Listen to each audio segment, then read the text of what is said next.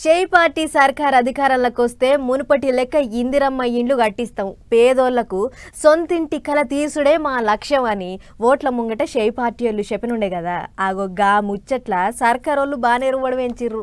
దన్న కట్టియాలే, అనుకున్న మాటను నిలబెట్టుకోవాలి అని తల్లాడుతున్న యాళ్ళ షాద్ నగర్ నియోజకవర్గంలో ఇందిరమ్మ ఇండ్ల ఓపెనింగ్ కార్యం కానే అయ్యింది.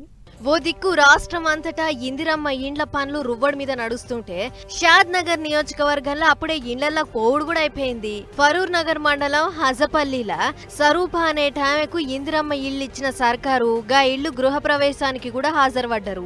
ఎమ్మెల్యే వీర్లపల్లి శంకరన్న పోయి రిబ్బన్ కత్తిరించి ఇంట్లోకి పోయిండు. పోత సర్కార్ తరఫుకించి కొత్త బట్టలు కూడా కొంచెం పోయిండట. ఇక నియోజకవర్గం అంతటా మొత్తం 3500 ఇండ్లు మంజూరైతే అలా తొలుత గృహ ప్రవేశం చేసిన ఇల్లు ఇదేనట. అందుకే ఈ ముచ్చటి ఎమ్మెల్యే శంకరన్న మాట్లాడుకుంటా సర్కార్ ఏ నమూనా అయితే ఇచ్చిందో దానికి సెంటీమీటర్ కూడా ఫరక్ రాకుండా కట్టుకుంది. అందుకే కట్టుడు దన్న ఓడిచిపోయి ఇళ్లకు పోయిందని చెప్పుకొచ్చిండు. ఇయ్యాల రాష్ట్ర ప్రభుత్వం ఏదైతే డిజైన్ చేసిందో, రాష్ట్ర ప్రభుత్వం ఏదైతే గైడ్ లైన్స్ ఇచ్చిందో, రాష్ట్ర ప్రభుత్వం ఏ విధంగా అయితే చేసిందో ఆ యొక్క స్వరూప గారు అదే విధంగా ఆ ఇల్లు కట్టుకోవడం జరిగింది.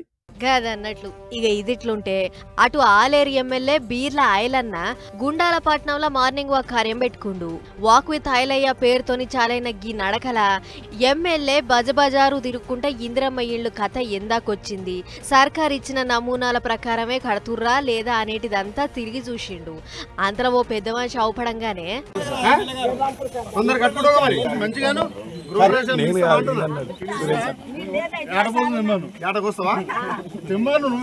ఏంటిరా ఇందిరమ్మ ఇల్లు దబ్బిన కట్టుకుని ఆటను కోయాలే, నన్ను సుట్టం లెక్క పిలిచి బుకెడంతా పెట్టాలే అని అనంగానే పెద్దమ్మ కూడా సరే బిడ్డ దాందేముందన్నట్లు తలకాయ ఊపింది. అయితే అటు సర్కార్ కూడా ఇందిరమ్మ ఇండ్ల ముచ్చట్లు లబ్ధిదారులంతా తెలుసుకునేటట్లు కొన్ని మార్పులు చేసింది. ఊకే ఆఫీసుల చుట్టూ తిరగకుండా బిల్లులు, ఇండ్ల ముచ్చట్లు, చెల్లింపులు ఇంకా కడమ ముచ్చట్లు ఏమన్నా ఉంటే సీదా ఇందిరమ్మ ఇండ్ల సైట్లకు పోయి చూసుకోవచ్చని ఇండ్ల పెద్ద గౌతమ్ సార్ చెప్పుకొచ్చిన ముచ్చట ఏరుకున్నదే.